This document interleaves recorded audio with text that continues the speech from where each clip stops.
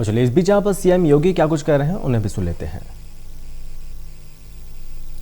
तो आपको बता दें कि और हरियाणा से कोटा बांध, राजस्थान, माता टीला, बुंदेलखंड मध्य प्रदेश और हथनी कुंड बांध हरियाणा से अतिरिक्त जल छोड़ने के कारण यमुना, चंबल, बेतवा नदी में अत्यधिक जल प्रवाह के कारण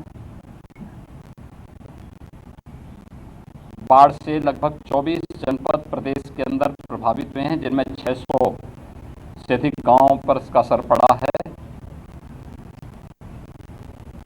मैंने इन जनपदों की व्यापक वहां पर निरीक्षण भी किया है और बाढ़ प्रभावित क्षेत्रों की समीक्षा भी की है। मैं भी हमीरपुर, जालौन, इटावा और रैया होकर के आया। कल मैं वाराणसी में था। वाराणसी से कल मैंने चंदौली, मिर्जापुर, भदोई इन जनपदों की भी बाढ़ राहत कार्यों की समीक्षा की। आज मैं स्वयं यहाँ पर गाजीपुर जनपद में आया हूँ। गंगा जी के तटवर्ती क्षेत्रों में बाढ़ के कारण लगभग 32 राजस्व गांव प्रभावित हुए हैं। लगभग 1.5 लाख की आबादी कम और ज्यादा इससे प्रभावित हुई है।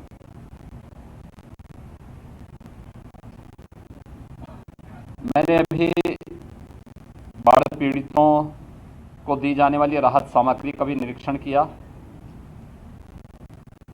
और साथ ही साथ जनप्रतिनिधियों के मार्गदर्शन में, उनके नेतृत्व में जिला प्रशासन के द्वारा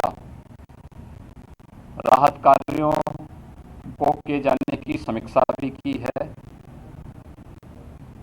युद्ध स्तर पर कार्य चल रहे हैं। हर प्रभावित गांव में नाव या फिर एसडीआरएफ, एनडीआरएफ या पीएसी की फ्लड यूनिट को लगाने की कार्रवाई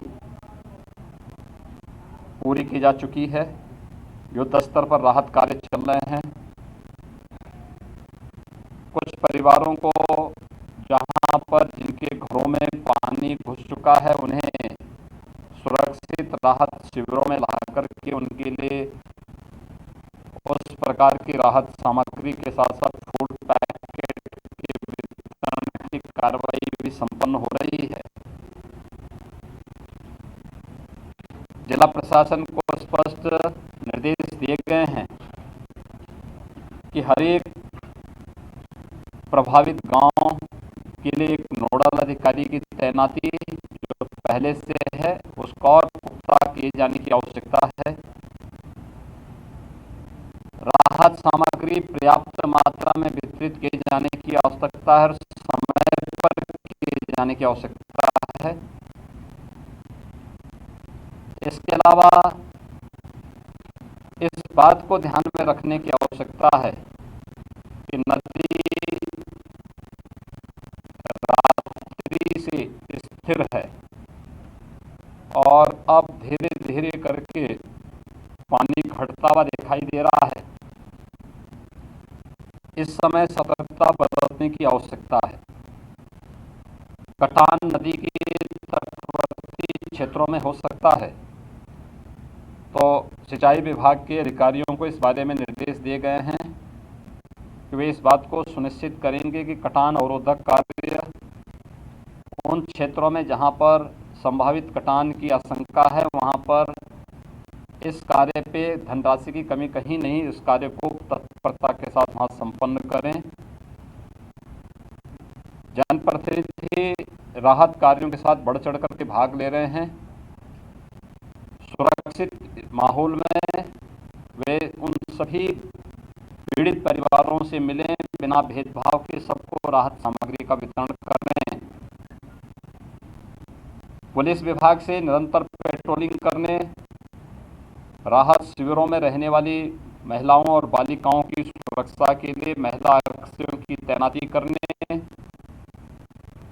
स्वास्थ्य विभाग और पशुपालन विभाग को भी इन सब कार्यों के साथ जुड़ने के लिए कहा गया है और वे सभी युद्ध स्तर पर स्वास्थ्य विभाग से न केवल मेडिकल की टीम हर प्रभावित गांवों में और शिविरों में तैनात करने के लिए निर्देश दिए गए हैं, बल्कि एंटी रेबीज के इंजेक्शन और एंटी स्नेक वेनम यानी सांप बिच्छू के काटने की शिकायतें इस सीजन में ज़्यादा होती हैं, इसको भी हर जगह इसकी उपलब्धता सुनिश्चित कराने के लिए कहा गया है।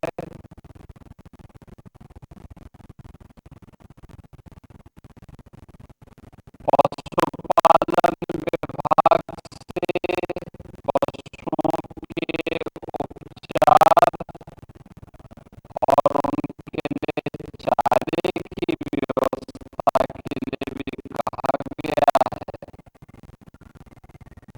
ये सभी कार्य युद्ध स्तर पर चल रहे हैं। जिन 32 राजस्व गांवों में बाढ़ का प्रभाव देखने को मिला है, उन पर युद्ध स्तर पर लग करके अगले 24 घंटे के अंदर उन सभी पीड़ित परिवारों को राहत उपलब्ध दिए गए हैं। कार्य संतोषजनक ढंग से राहत कार्य चल रहे हैं और मैं विश्वास के साथ कह सकता हूं कि कोरोना महामारी के दौरान जनप्रतिनिधियों ने, प्रशासन ने हेल्थ वर्कर्स और कोरोना वॉरियर्स के साथ मिलकर के जो प्रदर्शन किया है, इस बाढ़ जैसी आपदा का भी सामना इसी तत्परता के साथ सभी लोग मिलकर के करेंगे।